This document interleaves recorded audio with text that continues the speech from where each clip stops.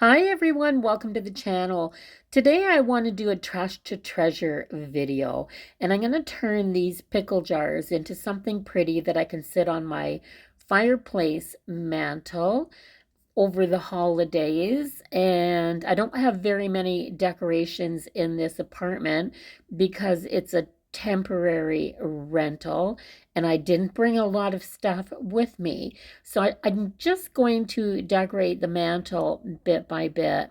I'm going to turn these pickle jars into something pretty. At least I hope it's going to be pretty when it's done. So I'm going to start with this chalk paint. This is just a chalk paint that I got off of Amazon, and I like it for things like glass and metal because it sticks really well and it has good coverage with only two coats. I find that the acrylic paint that you use, just the craft paint, that you need so many coats to get anything done. So I did a coat of paint on the lids, and I'm going to take the large jar here, and I am just tapping my brush, and I'm going to create a window on the front of this. This is the largest jar, and I'm trying to figure this out as I go. I haven't done this before, and I got a picture off of Pinterest, and it was really pretty, and I that was my inspiration. So you can find all kinds of pictures on Pinterest. I didn't look up to see how it was done. I'm just winging it. So I thought for the first jar, if I did a window, I'd be able to line my picture up behind it, because what I'm going for is a finished jar that I can kind of look through the window and have an image on the other side of the jar, if that makes any sense at all. So I let that paint dry so I wouldn't stick my finger in it.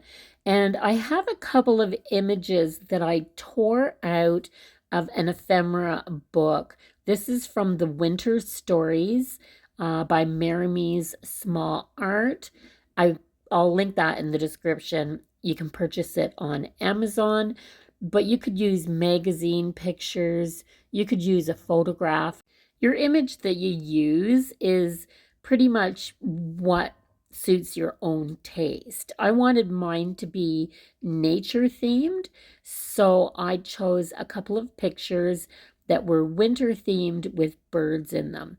So I'm going to put this onto the jar with Mod Podge, and I'm going to do what's called a reverse image. So I am going to glue the picture side of this down to the glass.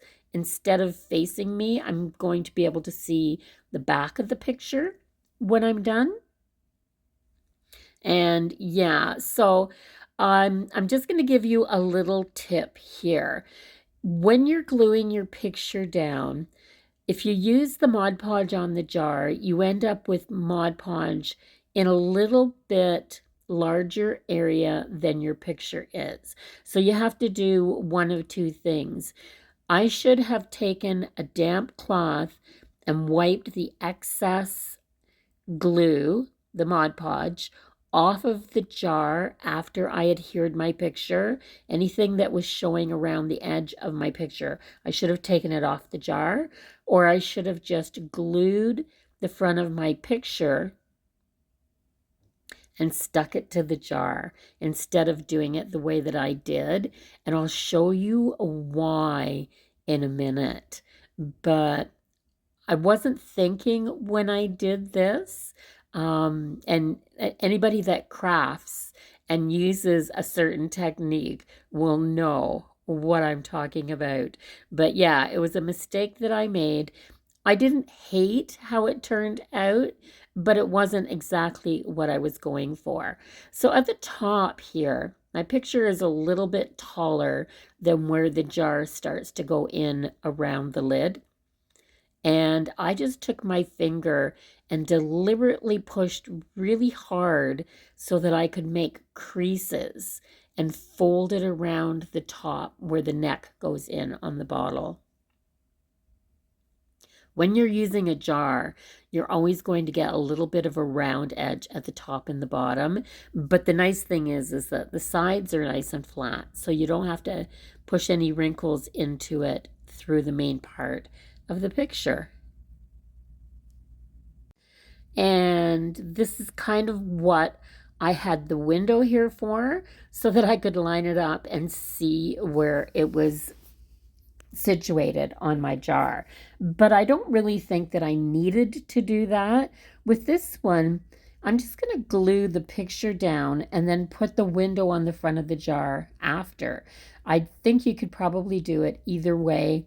Both ways worked for me. So yeah, it was. Sometimes things are just trial and error, and sometimes you have more than one way to do something. So I'm just going to put the Mod Podge down first here and glue this picture down, and I'm going to let both of these pictures, I'm going to let the glue dry really, really well before I go on to the next step. And I did let this Mod Podge dry for a couple of hours before I went back and did my next step. So the glue's dry, and I have all of this glass area that I have to cover with paint now. So I'm going to go back to the same chalk paint, and I am going to put a couple of coats on, but I didn't want to brush it. I didn't want that look with brush marks showing when I looked through the window into the inside of the jar. So I'm tapping this. I wish I had had a stippling brush, but I didn't. So, or a pouncer. If I had a foam pouncer, I would have used one of those as well. But I'm just using a fairly large paintbrush, and I'm tapping the paint onto the jar. And I'm going to do this with both jars, and I'm going to give it 2 coats of paint and then let them dry really well. And I think that's what took the longest on this project. There was a lot of drying time between steps, so I just kept going back to it and working away at it over a couple of days. So the only thing that I had to remember when I was doing this was not to paint over top of that window. You have to have the window open, or there's no sense doing the reverse decoupage on your picture. So 2 coats of paint for both jars, and then waiting for it to dry. So this is 2 coats, and it gives it a really good finish, but I don't know if you can tell on the camera or not, but there is a crackling effect that happened all around my window. So you can't see it very well here, maybe a little bit, but it actually crackled. Everywhere that Mod Podge was under the paint, even with 2 thick coats of Mod Podge on there, you can still see the crackling. It was crazy. Anyway, there's a really rough surface on the outside of the jars between the crackling and the paper on the back. It was impossible to get a smooth finish. So I am going to use the Mod Podge, put a little layer just in sections on the jar, and then I'm going to sprinkle glitter. The glitter will hide the imperfections, at least from the outside. I think you'll be able to see them once I get a little light in here. I'm just going to use a tea light in these jars to light them up. But I've just got this craft medley glitter. It's like a diamond powder that I got at the Great Canadian Dollar Store a few years ago, and it just seems that no matter how often I use it, the jar is always full. I mean, yeah, it's one of those craft supplies that you can buy once and it's going to last you forever. Mind you, I don't put glitter on very many things. I'm not fond of it, but Christmas is a time for glitter. it's okay to use it on a Christmas project. So you can see I'm just doing one section, adding the glitter, and then tapping the excess off. Anything that doesn't stick to the Mod Podge goes onto the piece of wax paper that I have on my table, and I can recycle it right back into the jar. So yeah, just one section at a time and you'll get these done. It was actually pretty satisfying when I was doing this and adding the glitter. It was surprising how thin the coat of glitter is, but how many imperfections it hides on the paint job on the outside. It's kind of funny that way. So back around to the front of the jar here. I think I need a little more at the bottom and the top. The glitter coat there was pretty thin, so I'm adding a little more and tapping it off, and then I'm going to let these dry. I'm going to do the exact same thing to the small jar. So there's a few different ways that you could set these jars up. I'm going to put a small tea light in mine, like I said, but you could put a little bit of fake snow in the bottom and put a little scene with miniatures, a little Christmas tree, maybe a little deer, something like that in the bottom of these jars when you display them. There are so many different ways that you could do it. I'm going to do a really simple ribbon band around the top of the jar where the lid screws on. I want to cover that part up because I'm not going to use the lids. I painted them, but then I changed my mind. But you could also put the lids on and decorate the top of the lid if you wanted to with a little scene. You could trim the lid out. There's lots of things that you could do with these. So I'm just going to clean my workstation up here a bit. All that excess glitter gets saved, of course, and I will be right back.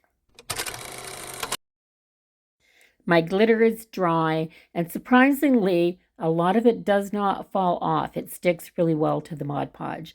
So this is what it looks like when I look through these little windows. I just have a light on my workstation shining down into the top of these jars right now that you can see what it'll look like. And I'm really happy with the way that they turned out. And I love this woodland theme with the little birds. Perfect for what I want to do. So I am using just a black ribbon with a gold band down the center, and I'm using a little bit of glossy accents as a glue to make sure that it sticks to the rim of my jar. No bows. I'm just dovetailing the ends of this ribbon tied in a knot. I'm not a bow type of person. Just a plain ribbon tied is fine for me. So I'm going to call these jars done. I really like how they turned out. This is what they look like on the mantle. The glass on these pickle jars is a little pebbly. It reminds me of a really old vintage farmhouse window. But if you liked this video, please give it a thumbs up. Let YouTube know that you're watching. Comment down below. Let me know what you think. If you haven't subscribed to the channel, do that before you leave so you can come back and see what I'm up to. See you in the next one. Bye-bye for now.